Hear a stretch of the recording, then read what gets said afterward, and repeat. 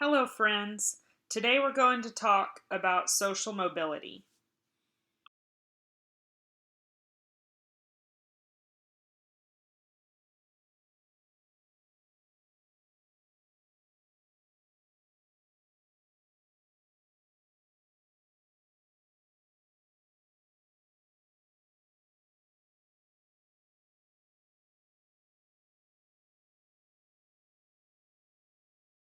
First, I want to give you a few words of encouragement, just like I would do if we were meeting in person. The slide is optional. It's just going to be one of my pep talks, so if you prefer to skip it, that's okay. I'll never know. I just want to let you know that you are not at your most productive right now, and that's okay. None of us are doing the best we've ever done right now because we're dealing with a lot of very difficult and unprecedented things that we don't know how to deal with. We've made an unexpected transition to online learning. We're learning in a different environment. We don't have the same barriers around our time that we're used to having, and this is a unique challenge. However, I believe that you are all, each and every one of you, doing your very best. I'm doing my best under the circumstances, so I assume that each of you are too. Um, you can't expect to be the most productive you've ever been right now, but I believe in you, and I believe that you are trying your very hardest. I also want you to remember that we're all in this together. Just like you're not at your very best right now, neither is anyone else. We are all trying, and we all need to be kind and patient to one another and to ourselves. I want you to know that we are all going to get through this together. We're going to support each other, help each other, discuss with each other, encourage each other, and we are going to come out of this. We're going to return to normal eventually. We may have to discover a new normal, but we're going to adjust and adapt just like we're doing right now, and it is going to be okay. If I could give you a little advice during this difficult time, it would be to be kind to yourself. You are probably struggling and having some difficulty just like the rest of us. But remember to be patient, to be generous, to forgive yourself for foibles, and to love yourself through this difficult time. I'd also like you to remember what's really important. Remember that even if you're struggling in school right now, you are a whole person. You are not your academic performance. You are not your grades. You are not how you do on a single assignment. You are an entire person. You are a beloved family member and precious friend who deserves to be loved and cared about regardless of how you're doing in school right at this minute. Remember to care about yourself, to care about your family, to care about your neighbors and your loved ones. And remember that in the grand scheme of things, however you're doing in this course is going to not really matter. No one who loves you is going to love you any less just because of how you do in this course. That said, I want you to remember that I care about you and that I want you to do the best you want to do. So I encourage you to reach out to me and let me know if there's anything I can do to help you with this class or with anything else related to academics. I'm still here for you, even though I'm distant, and you are still very important to me, just as if I were seeing your faces in person twice a week. This has been my words of encouragement to you. I hope it's been encouraging and edifying. And if you skipped it, feel free to come back and listen to it another time. This week's topic is social mobility. Social mobility is a general concept of moving from one class status to another. Social mobility encompasses both upward mobility, which means moving up in class from the class you were born in to a higher class. It also includes downward mobility, which is the idea of moving down in class status. So a person who was born in a lower class and moves to a higher class would have experienced upward mobility. And a person who was born in a higher class and moves to a lower class would have experienced downward mobility. We often consider upward and downward mobility in reference to someone's parents. That is, are you doing better or worse in adulthood than your parents were doing when you were born? So when we talk about mobility, keep those definitions and ideas in mind. I want to give you a little bit of encouragement that this lecture is going to be very dense. I don't encourage you to listen to it or read through it all at once. I encourage you rather to do half of it on Monday and half of it on Wednesday, just as if we were in a regularly scheduled class. Otherwise, you may get bogged down and discouraged. I also want to encourage you to email me with questions and to use the discussion boards to ask questions. So, in this lecture, we're going to be examining the reading entitled Social Mobility by Richard Breen and David Rotman, which is the 18th reading in your textbook. It begins on page 313. So, I'd like you to follow along because some of the tables that we're going to be looking at and information that we're going to be looking at come directly from your textbook. The first thing I want you to know before we set out is how to read an inflow table and an outflow table. Inflow tables show us what percentage of a given class is made up of people who are born in that class. In other words, an inflow table shows us what percentage of stability there is as opposed to mobility. So, in other words, what percentage of people in the middle class today were born in the middle class? To understand an inflow table, you want to read down the columns. That is, each column totals to 100%, not each row. An outflow table is something different. An outflow table shows us what percentage of people born in a given class will end up in each class. In other words, what percentage of people born in the middle class will end up in the lower class, the middle class, the upper class. So for an outflow table, you actually want to read across the rows and remember that each row totals 100%, not each column. So we're about to go through some examples together. I've screenshotted examples directly from your book, so to follow along, turn to page 316 and 317 in your textbook. So we're actually going to read the inflow table first, and remember this tells us what percentage of a destination class comes from which origin class. So we're going to read down the columns, numbered 1, 2, and 3. In this table, 1 is the highest class, 2 is middle class, and 3 is working class. So, reading down column 1, we see that 31% of people who ended up in class 1, the highest class, started out in the highest class. 36 started out in the middle class, and 33 started out in the lowest class, totaling 100% at the bottom of the column. If we look at the middle class, we see that 11% of the middle class started out in the highest class, 40% started out in the middle class, and 49% started out in the working class. If we look at the third class, the lowest class, we see that only 5% started out in the highest class, 26% started out in the middle class, and 69% of those who ended up in the lowest class started out in the lowest class. So we see that the lowest class actually has the highest stability, with 69% of people who end up there being born there. Now we're going to read the outflow table that's on page 316 of your textbook. So this time we're going to be reading across the rows. So we see that origin class is numbered 1, 2, and 3, and destination class is the columns. We're going to be reading the rows, that is, the origin class rows.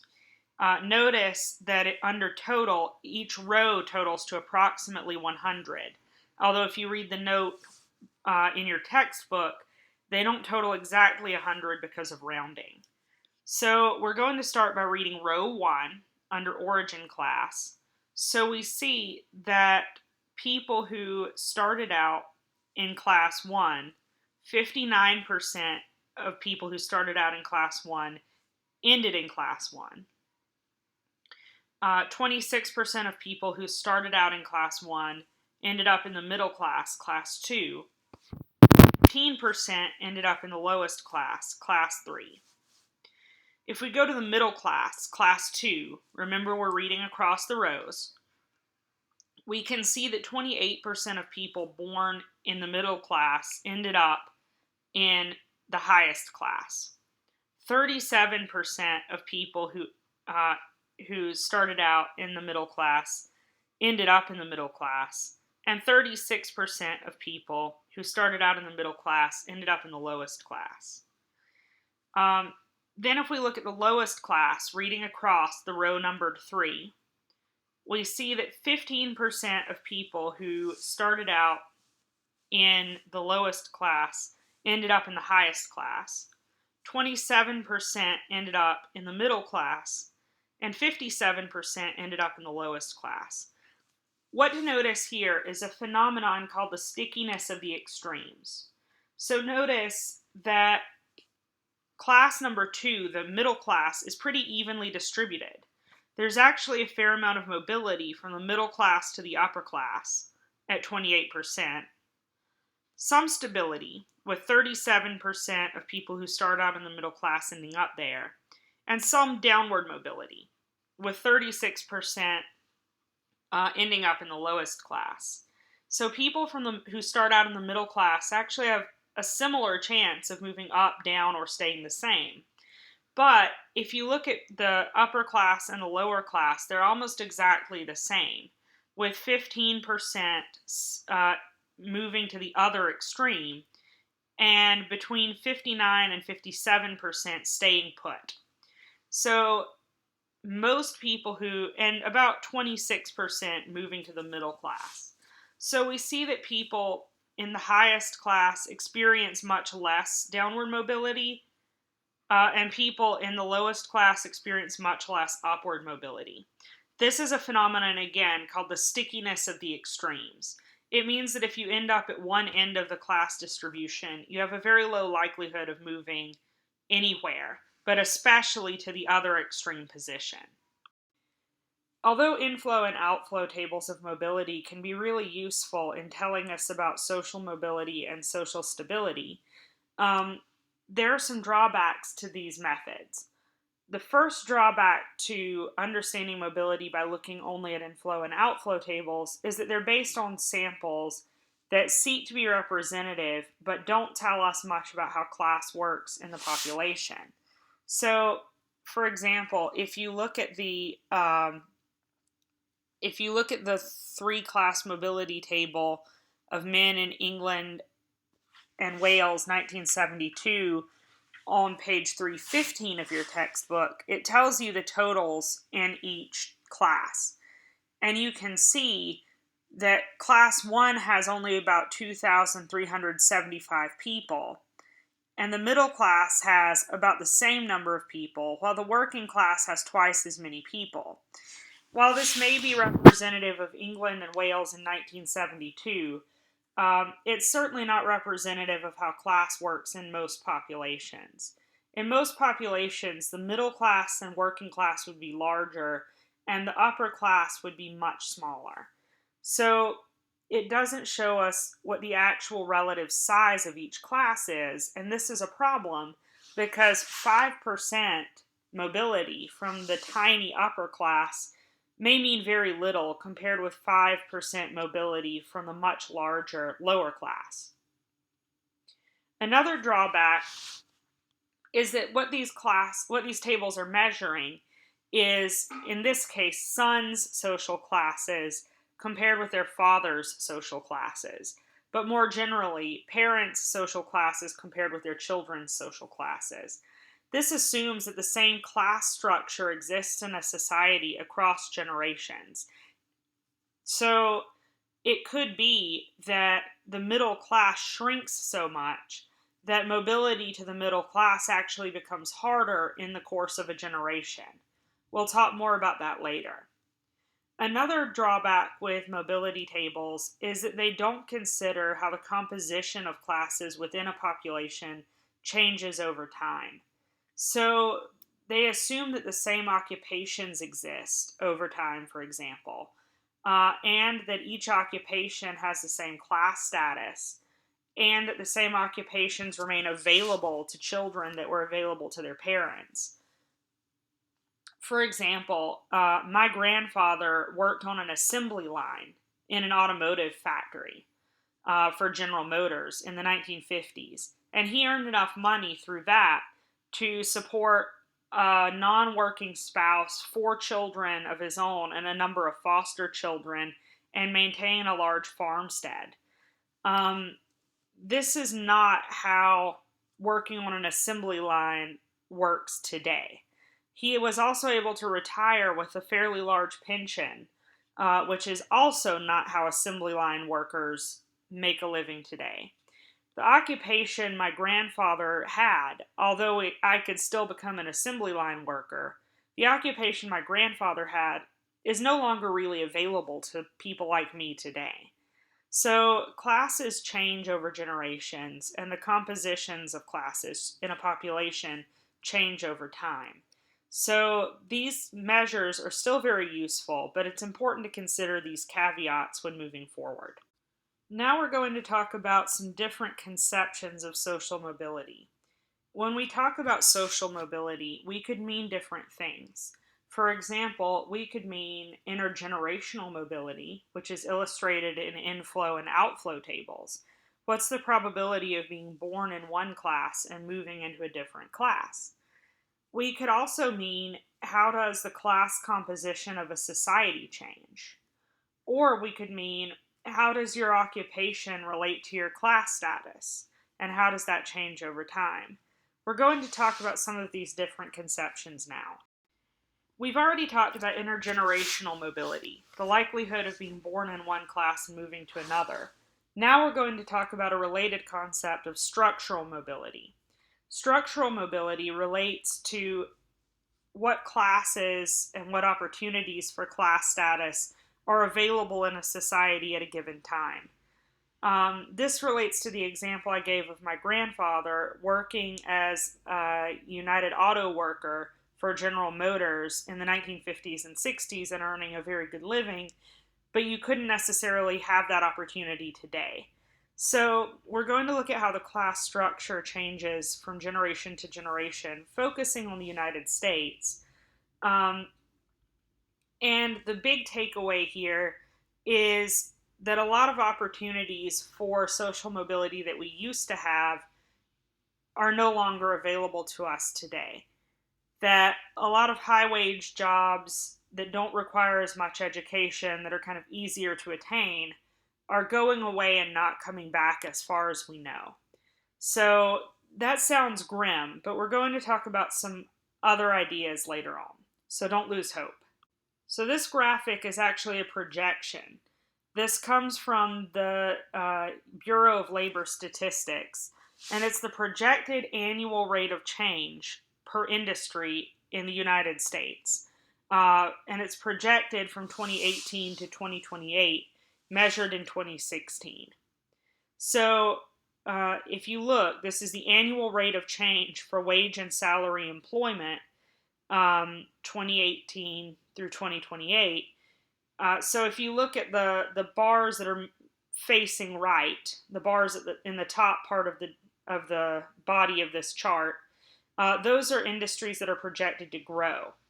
And they're divided by blue bars representing service providing industries and red bars representing goods producing industries. If you look to at the bottom part of this graphic, you see that these are industries that are moving to the left. In other words, they're projected to shrink. So we see that healthcare and social assistance are projected to grow by 1.6% per year between 2018 and 2028. Educational services, private, meaning working in the private education sector, such as being a professor at BSc, those jobs are projected to grow by 1.2% per year. Construction is projected to grow by 1.1% per year, etc. If you look at industries projected to shrink, we see retail trade projected to shrink, wholesale trade projected to shrink, Utilities service workers provided to shrink. Federal government employment projected to shrink, and manufacturing projected to shrink. Now, this is in the United States, so some of these industries may be projected to have occupations outsourced to other countries, or they may be projected to be automated out. So, for example, retail trade and wholesale trade, a lot of that work is moving online, so fewer retail and wholesale workers are required. Same thing with utilities workers. As automation takes over a lot of industries, it may be that those workers are no longer needed because those processes have become more efficient. Same with perhaps manufacturing. But what we see is total non agricultural wage and salary annual growth is projected to be at about 0.5% per year. So employment is projected to grow, but not by very much.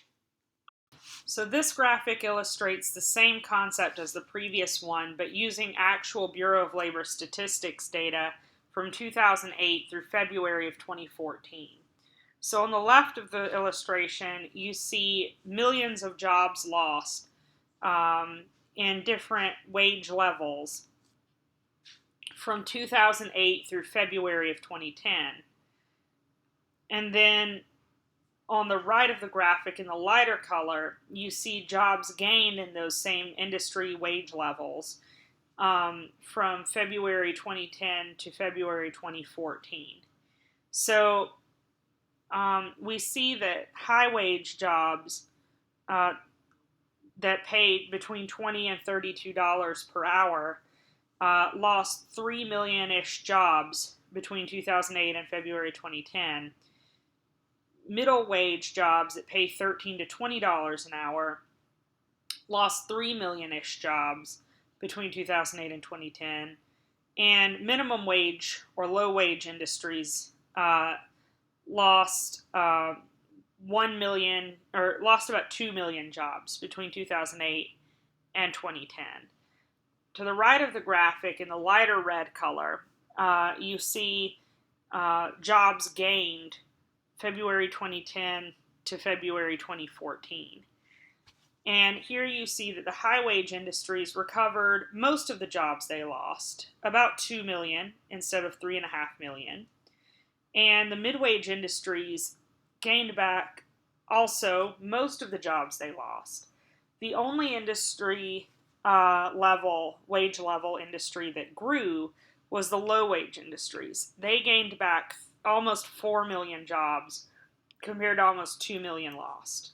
So low wage industry jobs doubled after the recession. And those mid-wage and high-wage jobs just didn't come back in the numbers in which they were lost. Part of this is due to automation. When industries received government bailout money, a lot of them invested in automation and outsourcing to make their processes more cost-effective and to recession-proof their industries. Now, from a capitalist perspective, this makes perfect sense. If you own a manufacturing company and you have lost a lot of money in a recession and you get a government bailout, the most responsible thing from a corporate position that you can invest in is making your processes more efficient, more profitable, and more recession-proof. Automation and outsourcing accomplishes that, but it also results in net job loss. So we see that at the high wage and mid-wage levels. We also saw corporations engaging in more part-time hiring. So they may hire 2 part-time workers instead of 1 full-time worker.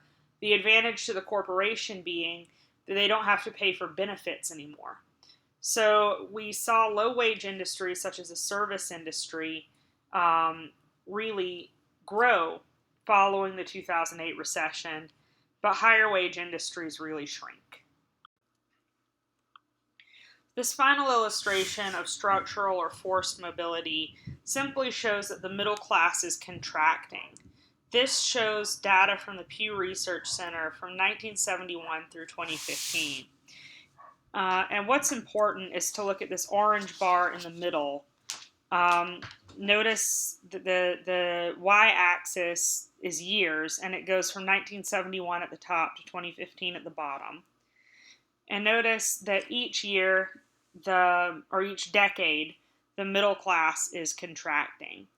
People living in the middle class was 61% in 1971, and it's gone down to 50% in 2015. If you look at the lowest classes, proportion of people in the lowest classes, that's rising. And if you look at the proportion of people in the highest classes, that's also rising. Those in the lower middle class have stayed exactly the same, and those in the upper middle class have stayed approximately the same. So what we're seeing is growth at either extreme. Next, we're going to talk about exchange mobility. Exchange mobility relates to exchange theory, which we haven't really read about in the book, but it basically relates to how we use social capital to achieve class status. So we're going to talk about how class origins shape class outcomes, including ideas like life chances and social closure. So this would relate to Durkheim and Weber most closely. So this image has been cropped for readability, but it's data from 2012 from the Pew Research Institute and analyzed by the Hamilton Project, which is an economic mobility project. And what it shows is the probability of children's income level based on parents' income level. So the x-axis here on the left side of the graph shows percentage of adult children at each income level, going from 0% to 50%. And then the x-axis across the bottom shows parents' income level. So what we're looking at is based on parents' income, what are adult children's income levels? And we see that parents' incomes are separated into less than $15,600 a year, $23,400 to $30,300 a year, and greater than $39,000 a year. Children's income level is divided into the extremes, meanwhile. So we see children who earn less than $28,900 represented in green, and then children in kind of the highest income tier earning greater than $81,700 a year represented in purple. And what we see is that for parents with less than $15,600 of income a year, 45% of their children end up earning less than $28,900 a year. And only about 4 or 5% end up making above $81,700 a year. For parents in the middle income bracket earning between $23,400 and $30,300 a year, it's pretty evenly distributed, with about 15% to 18% of children in each income bracket. But for parents who earn greater than $39,800 a year, we see that almost 40% of their children end up earning above $81,700, and only about 7 or 8% end up earning less than $28,900. So we see evidence of upward social mobility overall, but we also see that where you start out strongly predicts where you'll end up. So having parents in that lowest income bracket strongly predicts earning less than $28,900 a year. And being born to parents who earn in that higher income bracket at about $40,000 a year strongly predicts earning the highest incomes. So exchange mobility focuses on how the resources afforded by higher class origins lead to better class outcomes. That is, it accounts for mobility by looking at how the resources that wealthy parents have shape their children's adult outcomes. So, one example of this is college education. We often assume that education will really level the playing field. Um, this is information from 2014. And what it shows is what percentage of traditional age college students are actually attending college based on their parents' income percentile. So, to orient you to the chart a little bit, the y-axis on the left-hand side of the chart shows percentages of traditional college-age children attending college, and it goes from 20% to 100%. And the x-axis across the bottom of the chart shows parents' income percentile, from 0%, meaning the parent has no income or is in the very lowest percentage of income earners, all the way up to the 100th percentile, meaning the parents have the most income. They're in the highest income bracket. And we see basically a straight line. This is a very strong positive correlation, meaning that parents' income rank is almost a perfect predictor for whether or not their traditional age college children will attend college at those ages. Now, a critique of this chart is that it doesn't show percentages of children who ever attain a college education. So it could be that for poorer families, students are just going to college later in life. But what we see here is that attending college between the ages of 18 and 21 is very low, less than 30% for students with parents in the lowest income rank, and close to 100% for children with parents in the highest income rank. Another opportunity that wealthier parents can provide to their children is access to good jobs or employment at all. So this chart illustrates that. The title says boys born to the poor are less likely to work, but it actually shows outcomes for boys and girls, men and women. So if you look at the left-hand side of the chart, the y-axis, you see 55% employment at the bottom and 90% employment at the top. And if you look across the x-axis at the bottom of the chart, you see parent household income percentile from the bottom percentile, meaning the bottom percent of earners, to 100%. So the top percentage of earners. The red chart shows the red line on the chart shows outcomes for women, and the blue line on the chart shows outcomes for men. So we see that for children born in the lowest percentile of parents' earnings, between 56, 57, and 60% of children of adults are working. This peaks for men at about 87% for those at the 90th percentile, and then begins to drop. For women, employment also peaks, but at around 85% at the 90th percentile, and then begins to drop. So what we're seeing, though, is a pretty steady trend that the higher your parents' income, the more likely you are to be employed at age 30. With the exception of the very highest earners, who we might assume don't need to work because they're so wealthy. A resource we don't typically think of, which affects someone's income attainment, is who they marry.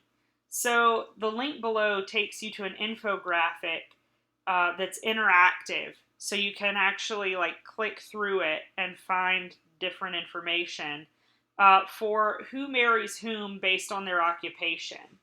Now, here, as we've learned, occupation can be a pretty good proxy for class status. So, what we're really seeing is how people at different class statuses marry people in similar or different class statuses, and how that varies by gender and by sexuality. So, I'm going to post a video on YouTube where I actually demonstrate how to read this infographic, but I don't want to do it in the midst of the PowerPoint. So I'm going to post this lecture on YouTube as a YouTube video, and in the same playlist, I'll post a video of me going through this infographic with you. So to briefly review what we've learned so far, intergenerational mobility is illustrated through inflow and outflow tables. It's fairly low in the United States and has gotten even lower over time. Most people end up in the class they were born in. There's more mobility from the middle class, both upward and downward, with what we call stickiness at the extremes, meaning that those born in the upper classes and those born in the lowest classes are most likely to stay there. Structural mobility, which focuses on how the class structure of society changes over time, shows that the middle classes are shrinking and that there's growth at both the bottom and the top of the income distribution, with people living in the middle class shifting from about 60% to about 50% since 1970. Exchange mobility focuses on explaining how class origins shape class outcomes, and it focuses on how parents' resources shape children's outcomes through things like access to education, access to quality employment, and access to high-earning marriage partners. I'd like you to consider taking a break here and stopping on Monday and resuming this lecture on Wednesday. You've taken in a lot of information, and I don't want you to get overwhelmed or bogged down.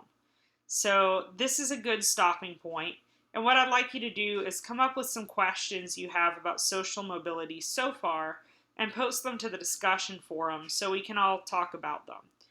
You are also welcome to email me with any questions you might have or set up a meeting to talk to me further.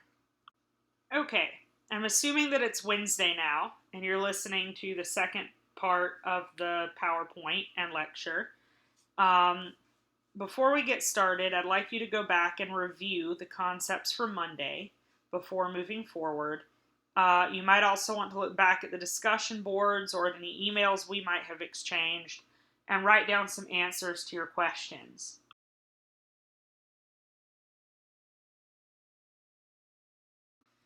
Absolute mobility can be thought of as the change in social mobility over time. So, how many people are actually moving up and down in class from one time period to the other time period? So we're going to look at one chart that illustrates this concept.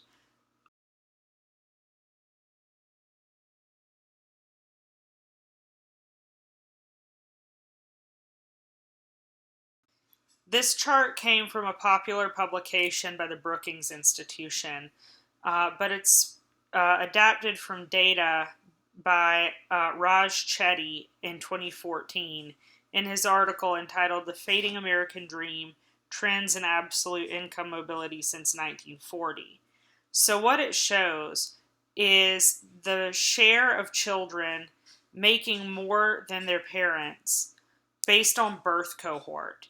So the y-axis of this chart, going up the left-hand side, starts at 40% at the bottom.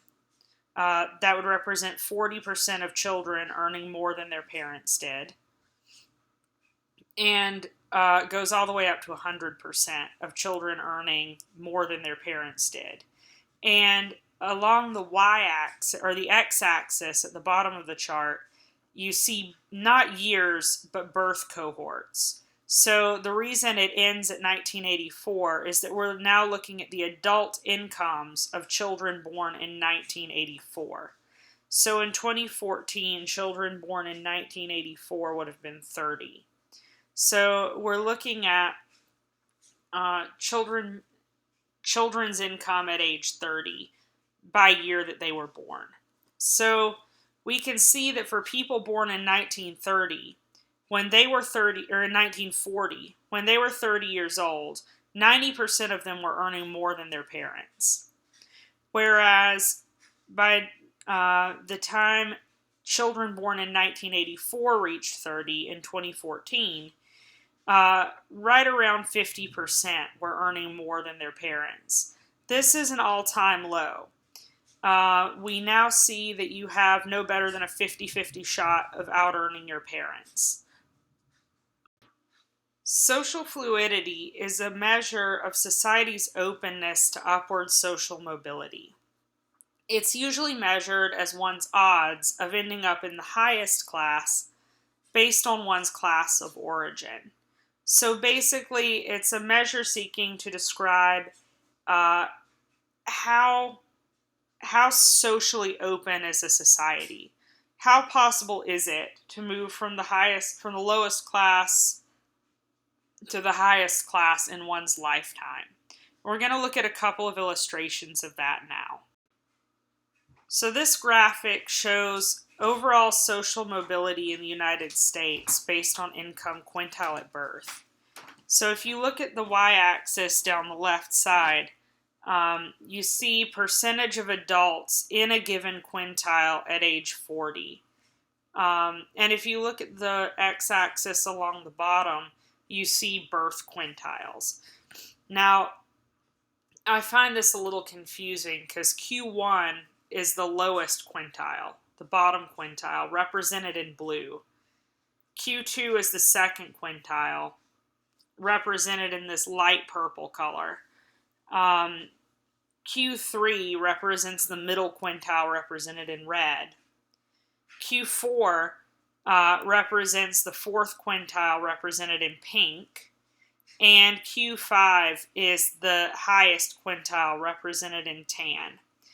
So we see that it looks exactly like stair steps for every quintile. You're most likely to end up in the quintile you started in with some mobility along. So for those born in the first quintile, that is the lowest earning quintile, this blue bar shows us that about 36% end up in the lowest quintile, and about 10% end up in the highest quintile.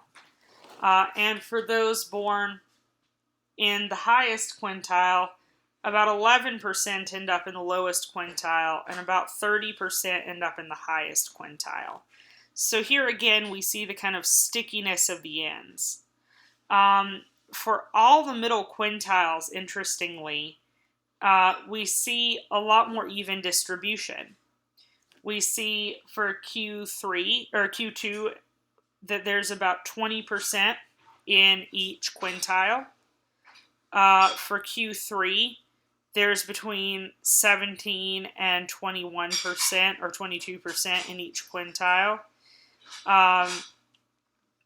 And for Q4 even, the second highest quintile, we still see more mobility than we see in the top or the bottom quintiles. So again, this illustrates that most people end up in the quintile they were born in, but there's more stickiness at either extreme than for all the quintiles in the middle. So this infographic, also from the Brookings Institute, based on 2015 data, shows what Americans want social mobility from the bottom to look like versus what it actually looks like. And I like this graphic a lot because it's broken down by liberals and conservatives, meaning we often think that liberals and conservatives have really different ideas of what the class structure should look like. We even hear it termed class war from time to time. I think this is really revelatory because it shows that people on both sides, both ends of the political spectrum, actually want pretty much the same thing. So this represents what people think the income distribution should look like from the bottom quintile. So the question would be, for people born in the bottom quintile, what quintile should they end up in? And for liberals and conservatives alike, people think that it should be about 20% across the board, that 18% of people born in the lowest quintile should stay there. 22 to 23% should be in the second poorest quintile. Most people, 25 to 28%, depending on who you ask, should be in the middle quintile. 17 to 18% should end up in the the second richest quintile, and 14 to 17% should end up in the richest percentile. Interestingly, conservatives want more people to move up to the richest percentile than liberals do. And liberals want more people to end up middle class than conservatives do. But overall, what we see is a very similar pattern of desired social mobility.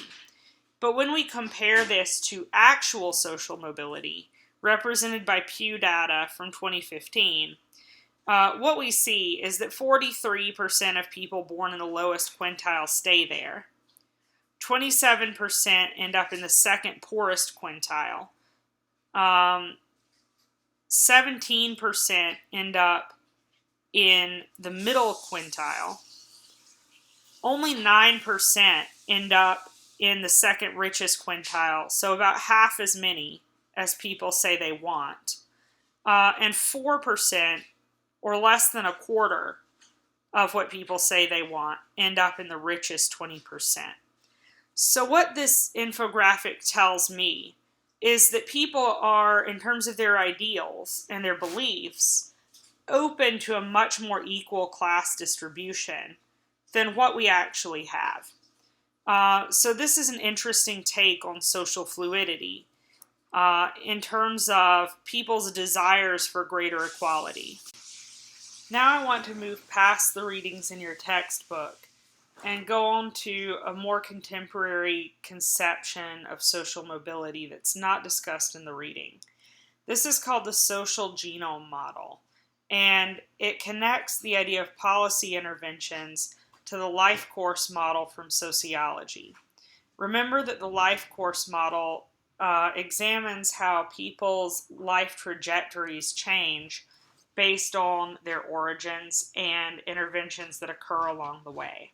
So the social genome model looks at how various factors contribute to success at various life stages in terms of economic outcomes, and how interventions at various life course stages impact outcomes differently. So we're going to look at a few illustrations talking about that now. First, the social genome model identifies 6 life stages that are crucial in someone's economic career. So we start with family formation. And we know that children who are born at a normal birth weight to non-poor married mothers with at least a high school diploma are set up for success compared to those born to non-married mothers, those born at low birth weights, and those born to mothers with no high school diploma. So having this family formation is seen as, in itself, advantageous to someone's economic outcomes. In early childhood, markers of success include acceptable pre-reading and math skills and behavior that's generally considered school appropriate. Middle childhood, this would be school-age childhood. Markers of success include basic reading and math skills and acceptable social and emotional skills. In adolescence, we're looking for graduation from high school with a GPA higher than 2.5, and not having been convicted of a crime nor become a parent. So what this means is that adolescents who reach these markers are more likely to reach higher income levels than adolescents who don't meet these markers. Then into transitions for adulthood, we're looking for people who live independently, receive a college degree, or have a family income greater than 250% of the poverty level. So that means their income would be 2.5 times higher than a poverty level income. And that's what we consider a successful transition to adulthood under this model.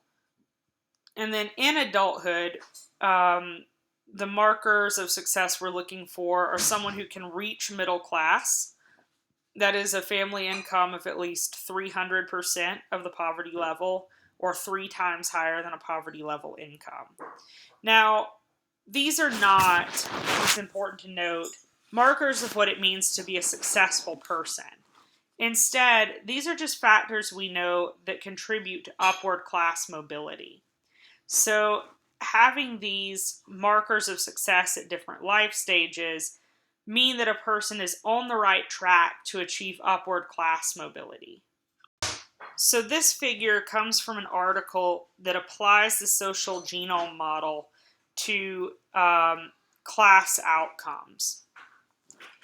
And it's looking at what percentage of children succeed based on those markers of success at different times in their lives based on parents' income. So the light gray bar to the left represents children with low income, and the dark bar to the right represents children with high incomes. The darker gray bar, the kind of middle color bar at the top of the low income bar, shows success rates for children who receive an intervention which raises their family's income at various life stages. So let's read this together. In early childhood, children who are born to low-income parents have a 50% chance of succeeding at those markers we discussed earlier. That is good pre-reading and math skills and social skills and emotional skills. But if those same children receive an intervention which raises their family's income, they then have a 64% chance of reaching those incomes, compared with a 68% chance for high-income children. So it essentially closes the gap. Now, the impact of these interventions, as we'll see, narrows as children age. So if you look at what if those children's families, those low-income families, receive an income intervention in middle childhood, we see that they will reach a 60% success rate compared to a 72% success rate for high-income children. So it helps. It increases their odds of success by 7.8%, but it doesn't close the gap. Adolescence seems to be where an intervention makes the least difference. If low-income families receive an income intervention, children and adolescents only improve by 1.4% in their ability to reach success markers. So that brings them to about 32% compared to 58-59% of high-income children. So at this point, high-income children are doing almost twice as well as low-income children, regardless of interventions. During transition to adulthood, we see that there's some benefit, improving success by 3.3% for low-income children, but that still brings them to about 50% compared to 66% for high-income children. And in transition to adulthood, we see a 3.1% improvement if those families receive an intervention at that time, bringing low-income children from 44% success rate to about 47% success rate, compared to 63% for high-income children. So what this tells us is not only that at every stage, high-income children are significantly better off than low-income children. It also tells us that childhood, especially early childhood, but also middle childhood, is where the gaps are the narrowest and where interventions make the most difference. So we may be asking ourselves as sociologists, if we want to close achievement gaps and improve class mobility for low-income families with children, when do we intervene? And it's apparent from this chart that intervening in early or at least middle childhood is going to give us the most bang for our buck. It's going to improve outcomes and narrow achievement gaps the most. So I want to connect some of the things we've been talking about this week to some of the theories we learned in the first unit of the course. That may feel like a long time ago, but those theories were taught in the beginning of the course so that we could then use them to frame what we're learning moving forward. So looking at the kind of diminishing social mobility we're seeing in the United States, especially looking at the stickiness of the extremes. That is, the phenomenon that people born in the lowest classes and people born in the highest classes are the most likely to stay put. Weber and Mills would say that the lack of social mobility is evidence of monopolization and of opportunity by the upper classes, or in Mills' language, the power elite.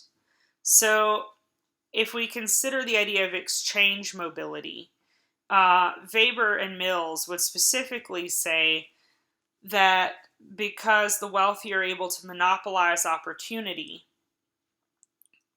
they prevent upward mobility, especially by the lowest classes.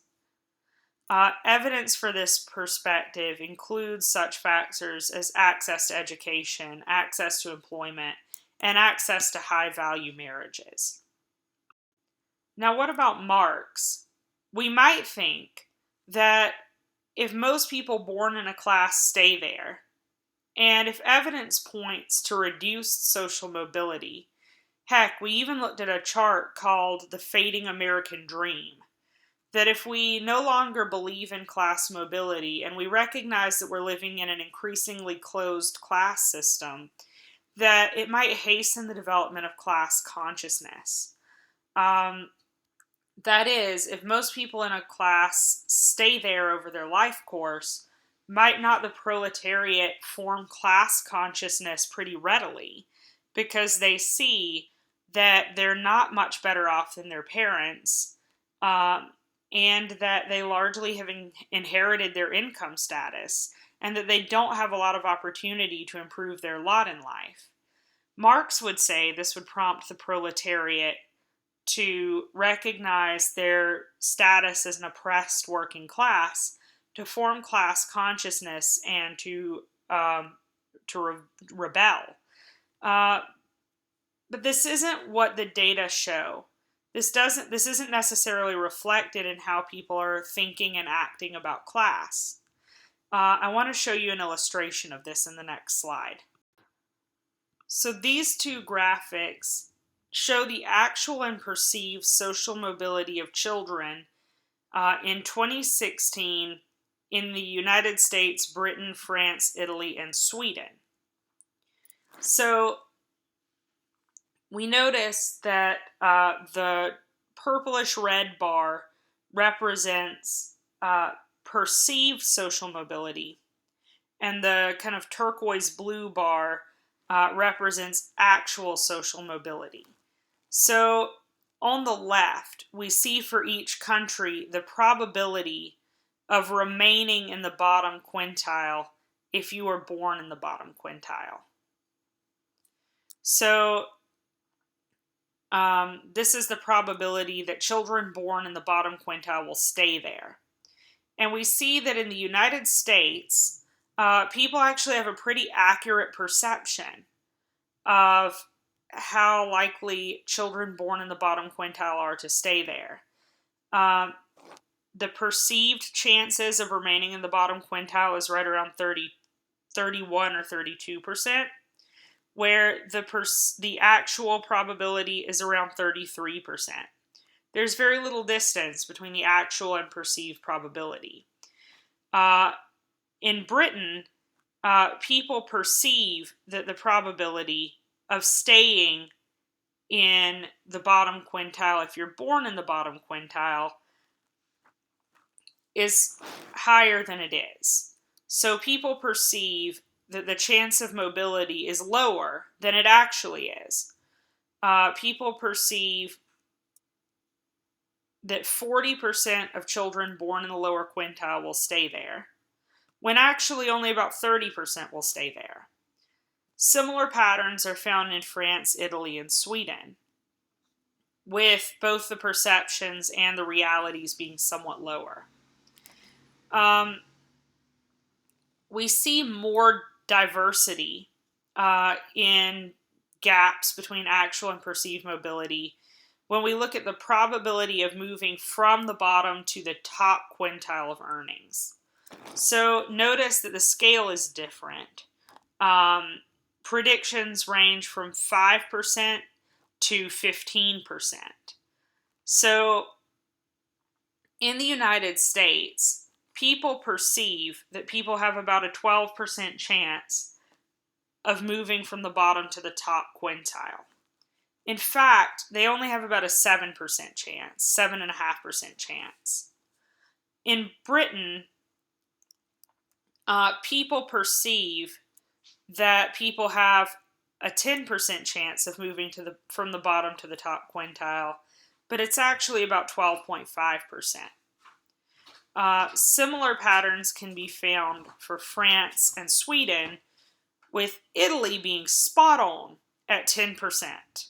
They called it. So the difference here is the United States is the only country in which perceived social mobility from the bottom to the top quintile is drastically overestimated. We have the lowest social mobility, but we think we have the highest. We have a 7.5% chance of moving to the top quintile from the bottom quintile, but we think we have about a 12% chance. So we're overestimating significantly. And this explains in large part why we don't form class consciousness. If I'm in the lowest quintile and I think that I have a 12.5% chance of moving to the top quintile, I might not identify with my class status at birth because I'm fixated on where I hope to be.